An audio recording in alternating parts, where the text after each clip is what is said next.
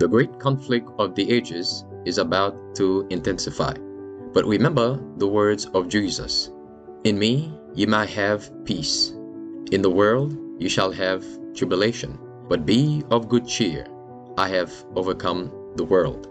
Would you like to know how to exercise courage and fight the good fight of faith? Listen to this devotional. Conflict and Courage, a daily devotional by Ellen G. White. Taught by nature.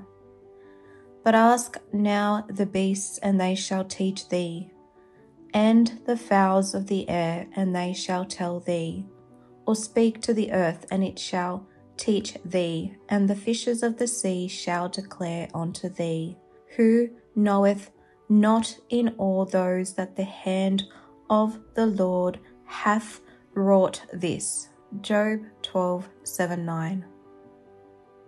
Although the earth was blighted with the curse, nature was still to be man's lesson book. It could not now represent goodness only, for evil was everywhere present, marring earth and sea and air with its defiling touch. In drooping flower and falling leaf, Adam and his companion witnessed the first signs of decay. Vividly was brought to their minds the stern fact that every living thing must die. Even the air upon which their life depended bore the seeds of death.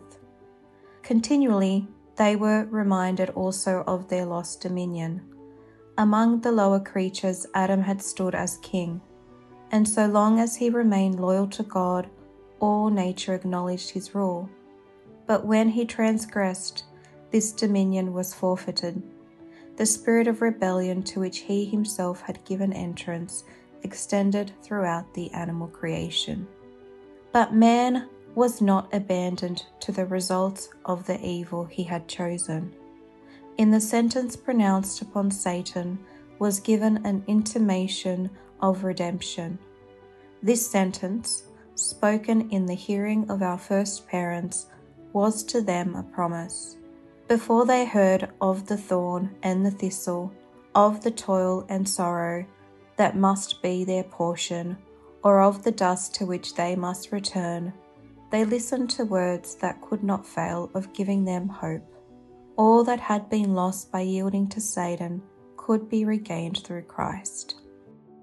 After the transgression of Adam, God might have destroyed every opening bud and blooming flower, or he might have taken away their fragrance, so grateful to the senses. In the earth, seed and marred by the curse, in the briars, the thistles, the thorns, the tars, we may read the law of condemnation. But in the delicate colour and perfume of the flowers, we may learn that God still loves us, that his mercy is not wholly withdrawn from the earth.